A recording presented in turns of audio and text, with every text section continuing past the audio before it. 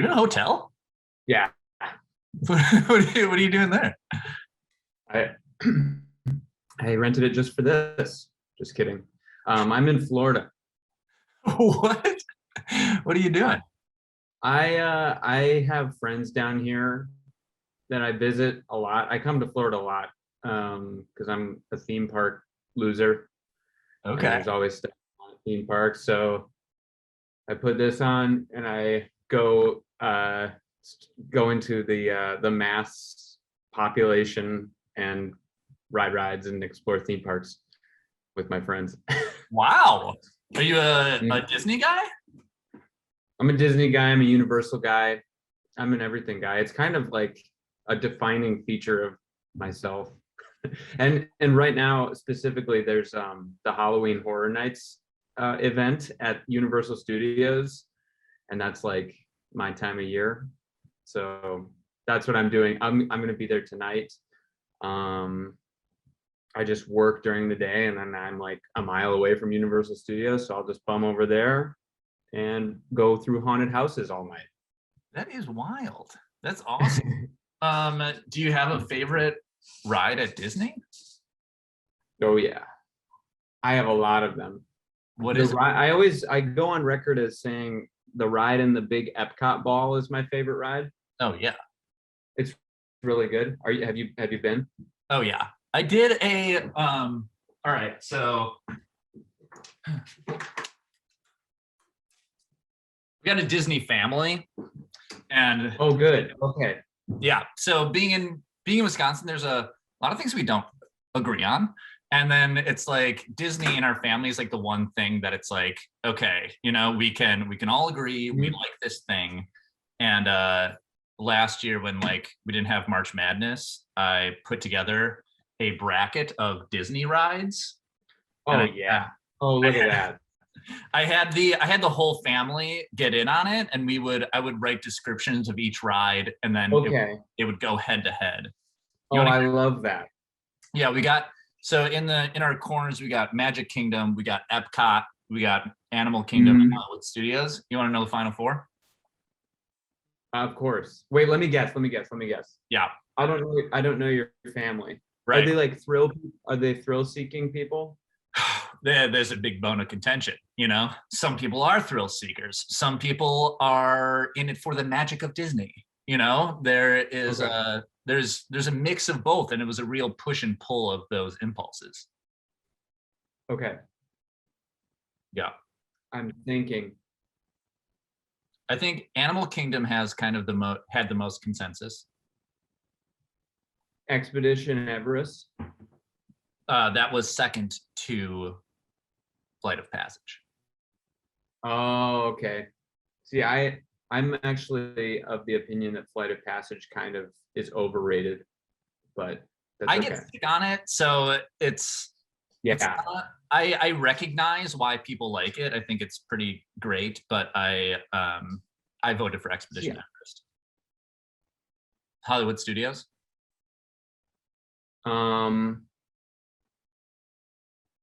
Was this post Star Wars?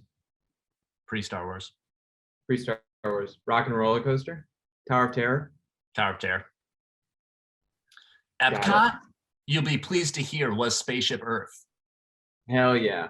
That's great. I mean, that's like that and Soarin' and old Test Track. That's what it And then for Magic Kingdom, was it like Splash Mountain or Space Mountain? Magic Kingdom, I did my biggest conniving, and I really got us to go for the dark horse. Carousel of Progress. Dude, the winner. That was the winner of the whole thing. The winner of Magic Kingdom, the place with the best rides. Carousel of Progress came out on top.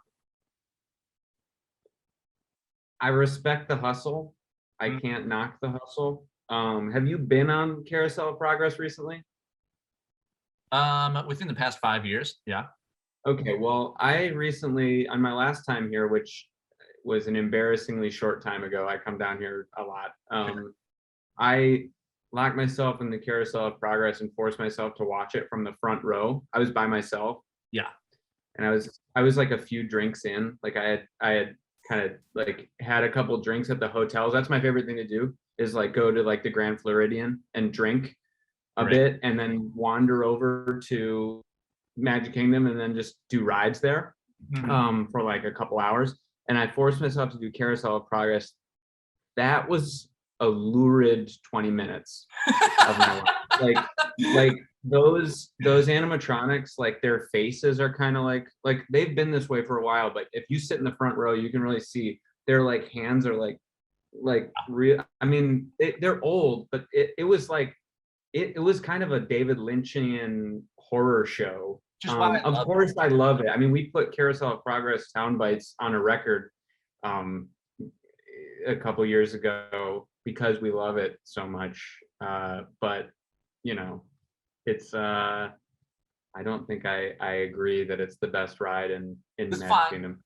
I think it captures the kind of like romantic essence of Disney. There's a great big. Oh, 100%. 100%. No, Yeah, if I want that, I'll go on the People Mover. that people also like that one. Flight of Passage won overall, which, you know. That's all right. No, your family is totally normal. If that's, have they been on Rise of the Resistance yet? No, we haven't. Oh, baby. I've heard good things, but I'm under the opinion that It's- Star Wars and Disney should be separated. I Okay. do not. With the Disney takeover of the world, I understand they're a big corporation now, and there's a lot like Star Wars. If they want to have their own theme park, they can have their own. You know, have it on the moon. You know, like you can do whatever you want. But we'll have to agree to disagree because I really like all the Star Wars stuff. fair. Ride that ride, and DM me after you do. Next time you go, whenever that is. I'm not kidding. DM me and tell me what you think. Because I have a feeling you're going to change your tune, my friend. That's good to know. That's good to know that your Disney love runs deep. Yeah, and that you're not just like I've been. Not that there's anything wrong with that. If you people that have only been like one time, but they're not on the same plane. They can't have the same conversation. I I think weirdly that gives some context to Swim Out Past the Breakers or just Telethon in general, because I think that one of my favorite parts of Telethon is, it's the toy instrument. There is an innocent playfulness that I feel like is reflected, which is the same kind of like innocent wholesomeness that is embedded in me and reflected in my love of Disney. That's great. I'm happy to hear that, and it's never something we intend to. It's feedback we've gotten for a long time, and it's never something we intend for. Like the playfulness and like we always get fun, and I love that. Fun is good. We like fun, clearly. Right. But at the same time, there's like all of like the songs on the new record are about like really like moments of emotional anguish and like pain. I mean, not all of them, but there's a lot of pain in that record. But so it's funny to me to hear people say like this band has, like, I remember hearing recently a review or something that was like this band has too much joy or something like that. Like there was like somebody used that as like a negative thing, and that's fine. They can say whatever they want. But I was like, there's not that much joy on the record. It might sound like we're having fun, but like there's a lot of pain in there. But I would rather be fun than be like dour, sad sack. Let's go a little further into the album. Okay. I think that Swim Out Past Breakers, I think my favorite part of it is the pacing. It is like constantly goes on swings from big to small, from fast to slow, like left turns, right turns. It's like kind of always going somewhere, which is an absolute thrill to listen to. And it's in control, it's not out of control. It's not too much. Where does that impulse to kind of like keep things changing all the time come from? It's just the way that we make music. Like we have low attention spans, and we like a lot of different types of music. And so when we're writing, we get bored very easily. And we're like, what if this had a, like the example I keep coming up with is the Waltz Breakdown in the first song, you know? I love, yes. Yeah, like that just came out of our guitarist, Jack. And that's just was part of the song from the beginning. Or like Self-Starter AE. Is that Self-Starter AE? Yeah. Is that a clarinet in transport? Oh yeah. There's a clarinet, there's strings, there's all sorts of stuff on the record, like all arranged and mostly played by this guy named Peter Hess, who is in Brooklyn. He's been our collaborator for like 3 albums now. He rules. He's a true genius. And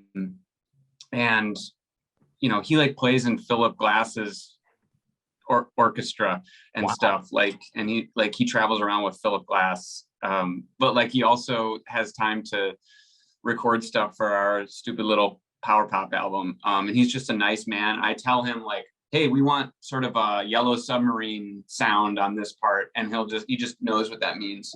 And it's so great, and he just records it all. He has a couple friends that he brings in for like trumpet and strings, but he plays most of the of the winds and brass himself, from his little, I don't know if it's little, I've never been there, but his apartment or house in Brooklyn.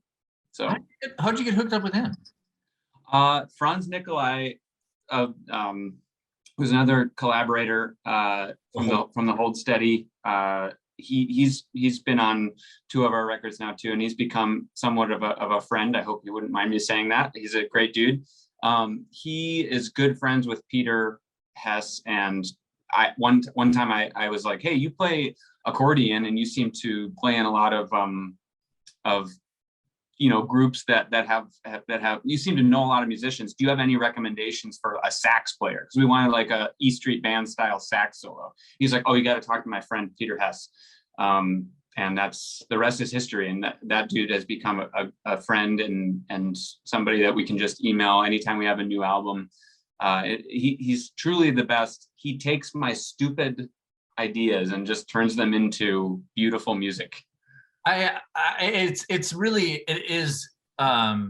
is such a thrill to listen to from start to finish, because Thank you. Like I came up listening to, we probably listened to a lot of the same music growing up, and probably that kind of like pacing and structure is just, and like how, I mean, like objectively, it is a pleasure to listen to because of that too. It never bores you. It also like somehow, I mean, to me, it doesn't feel like it's trying too much either.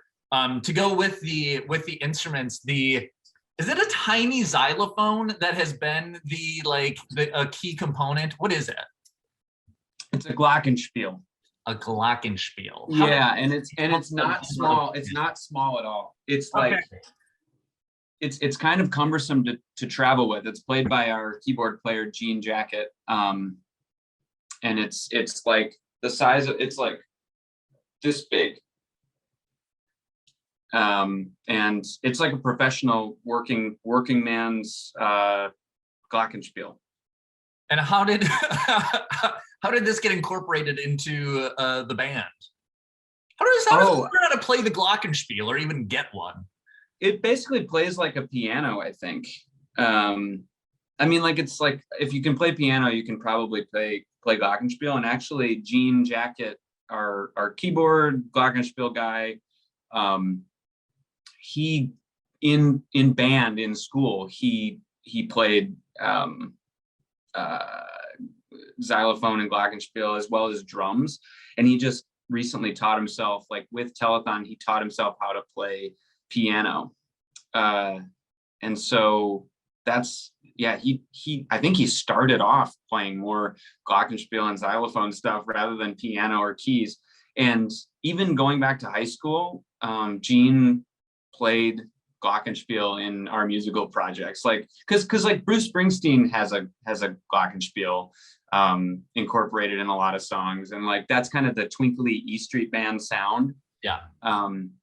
And so we were, and also Jeff Rosenstock uses a lot of glockenspiel and stuff like that. It just adds a really nice, when coupled with like distorted guitars, it adds a really nice twinkliness, and it cuts through so loud. Like you don't ever need to put a microphone on a glockenspiel. It always will just be like the loudest thing in the room. So you have to be almost careful with it, but it's cool because Gene can kind of carry it around in the crowd and like bang on it in the crowd, and then that to mixed results. But where did you go to high school?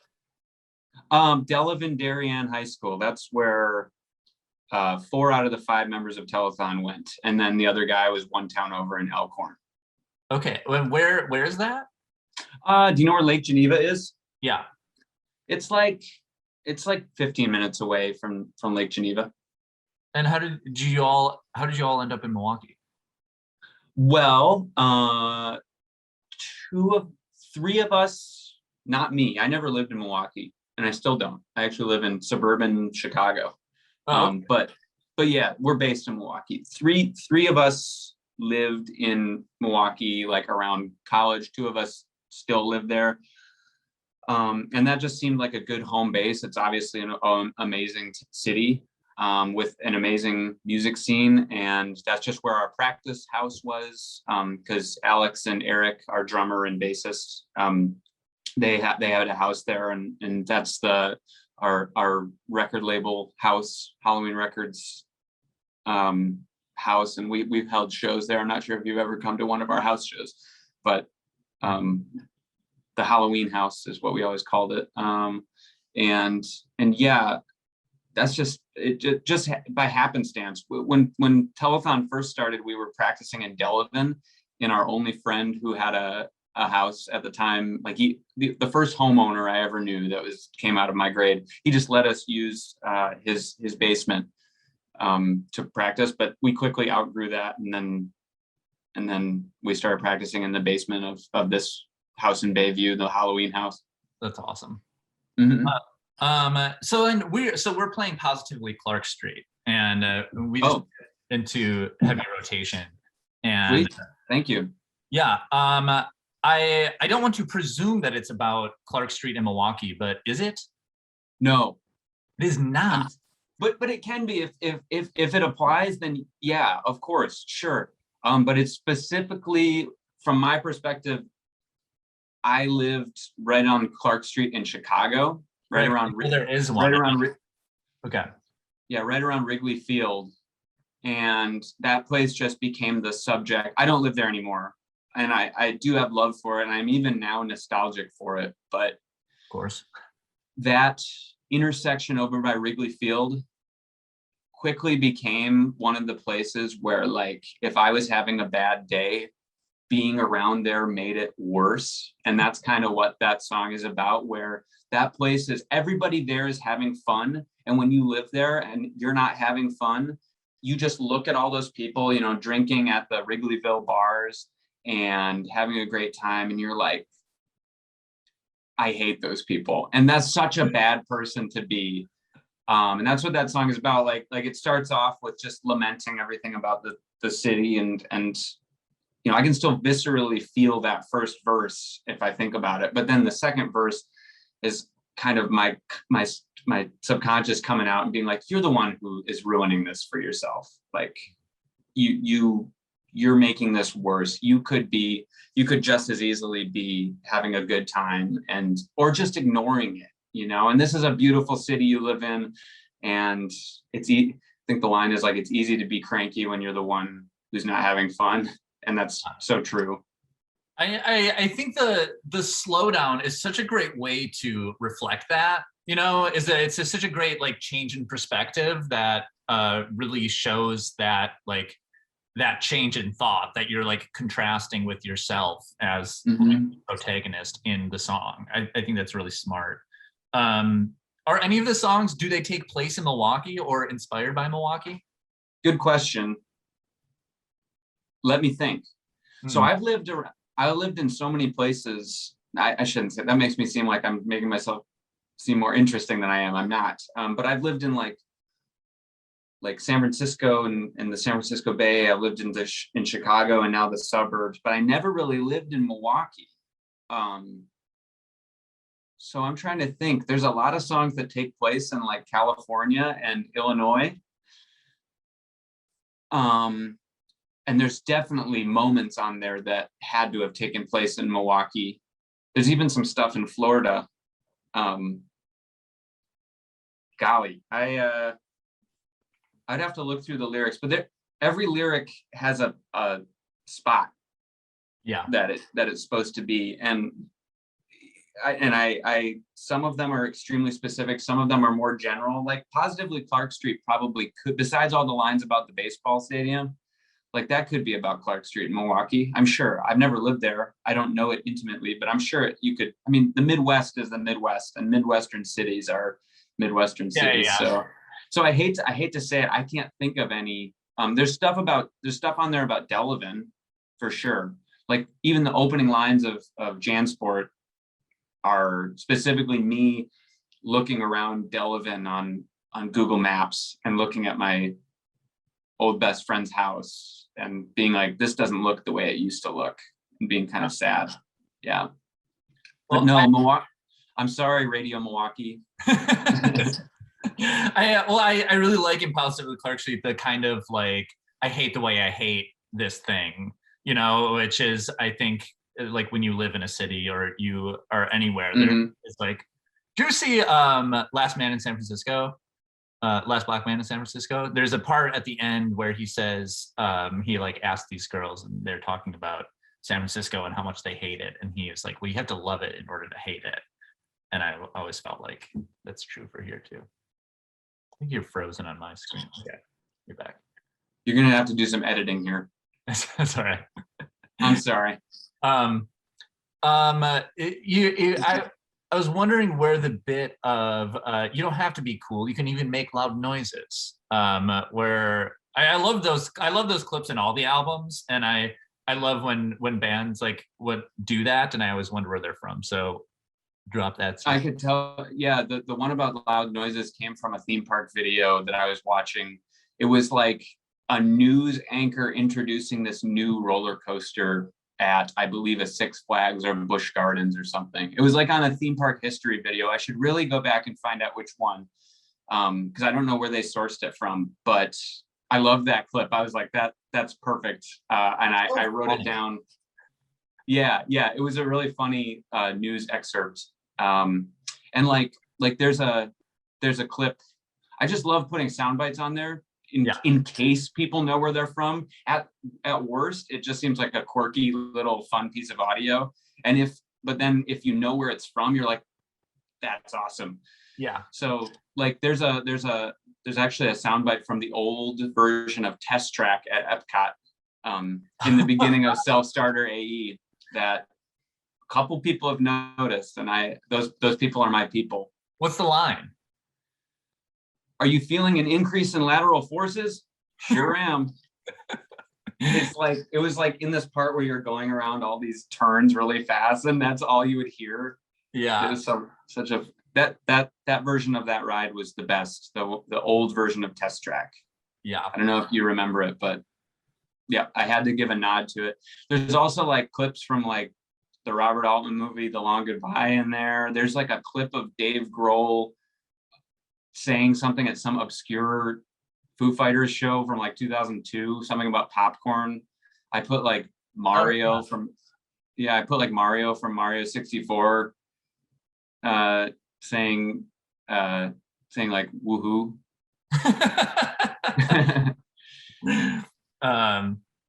It's always fun. It's always funny sending those clips to that always comes last because you don't know where to put them until the record's pretty much done. Right. And so I'll send a bunch of WAV files or MP3 files to our producer and engineer, Jack Shirley, and just be like, hey, can you put this you time this up so that it sounds perfect with this single moment in Checker Drive, this little Mario yell, and he always does. He always knows exactly what I'm trying to do. But it's always funny just describing it in text, and like, please put file name Mario.mp3 needs to go at the right. Well, as we get to the end here, I always I like to, since we're playing the song and people hear the song all the time, to have you talk about a song that you like. And so it's like you're the DJ for like one song on 88.9. So what is a song that you can't stop listening to? Your favorite song? Is this like a favorite song? It could be a favorite song. It's honestly, it's just to get like, I just want to get a taste of like whatever of your interests and tastes. And I always feel like there, at any moment, there's usually like a song that it's like, if I turn the volume down of my thoughts, there's like a song there at the moment. There are so many, and anybody in Telethon would be able to tell you like 18 different ones. Let's go with the title track off of Wilco's album Summer Teeth. Interesting. Summer Teeth by Wilco. It's a perfect mix of a hook that you can't get out of your head with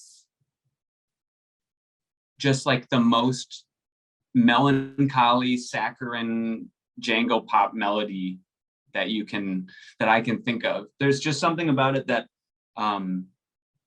it brings a tear to my eye, because the lyrics are sad, but the melody itself is poppy, but it also has a twinge of melancholy to it. And it's just a perfect song. I love that album, Summer Teeth. It's my favorite Wilco album. They're one of my favorite bands. So off the top of my head, I would say Summer Teeth by Wilco. Also, can I do one more? Yeah, let's do it. Let's do also My Country by Randy Newman. He's my guy. Randy Newman is my guy. Randy Newman is also my guy. Oh, really? Do you know My Country? What album is that? Bad Love, 1998. Kind of later stage, post Toy Story Newman. Ooh, that is one that I'm not as familiar with. Listen, he says, and I listened to an interview recently with him where he said that he thought that was his best song. And I have always thought that is his best song. And I was so validated to hear that he himself thinks that's his best song. There's a line on this song, My Country by Randy Newman, that just wrecks me. And that's his power. Like he writes the saddest, simplest sketches. He's the greatest. I have a framed picture of Randy Newman in my home. He's my guy. What's the line? Your children are your children, even when they're grown. When they listen, or when they speak, you have to listen to what they have to say. And now they all have homes and children of their own.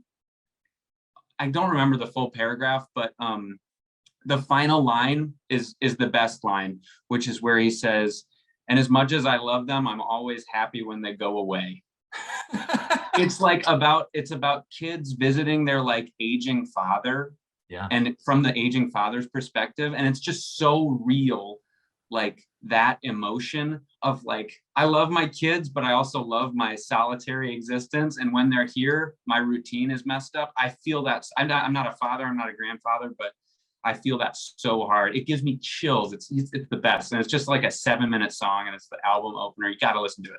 I love that, because I also love Randy Newman. I think that he is a musical genius. I think that he gets pigeonholed into people thinking that he's Disney. I know that he's got a lot of songs that are kind of like bumpy and fun, but like a lot of them are super sad. And he gets that full perspective. And funny. And it's like he's the funniest. You know, to have that line about your kids growing up, but then to be like, you know, I love them when they leave too. Like, that is sad, but that's funny. Really funny. Yeah, no, he's the greatest. I can't say enough about how much I love Randy Newman. Every time I listen to a Randy Newman album, I take away like something new that I didn't hear before. So hold on.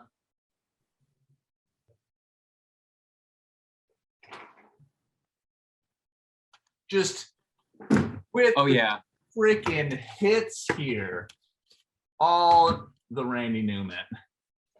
that first one you showed is an unsung weird late stage one where he's got like the Kiss makeup. That one has the song that's like, it's the money that I love. And there's also a song on that album where he just talks trash on ELO. He specifically names ELO and makes fun of them, but apparently they're friends, so it's all good. The chorus of the song on there is like, I hate that ELO. Yes. Yeah, it's kind of a crappy album, but like, my favorite is time. He's just like, he's got so much to say, and I will listen to anything he says. You know, I shouldn't say it's a crappy album. It is similar to many Randy Newman records where it's marred by the production of its time. True. Because like the producers he works with, like he's just a guy on a piano. Mm-hmm. For the most part, but obviously he has arrangements in his head. But I feel like sometimes producers are like, "Hey, Randy, you should make this like a hip hop song." Like in that album specifically, I think it's either that or and like the album on like I Love LA is just like so like it's so mid 80s. It's just like so just like I love that. I love that album. I do. I love it too. But Trouble in Paradise, yeah. Yeah, it is. Sometimes it is. He's stuck there. But even when he's like at his simplest on his like most recent album, like She Chose Me, just like the line She Chose Me. Yeah. That album has a song I can't listen to on it. Oh, what is that? Wandering Boy. I listened to it once and I just full on like fell apart. Wandering Boy. It's like from the perspective of a father, speaking about his son who is an unhoused person. It's like, have you seen my wandering boy? Like that's the chorus. Oh my God. It's like, Randy, you can't do this to me. I was just like dry heaving with sadness. And I never cry. I said that I cried to that Wilco song. I don't cry. Randy Newman is the only mofo that makes me cry. Like the song in Toy Story 2 that Sarah McLachlan sings, I can't even think about that song. He wrote that song.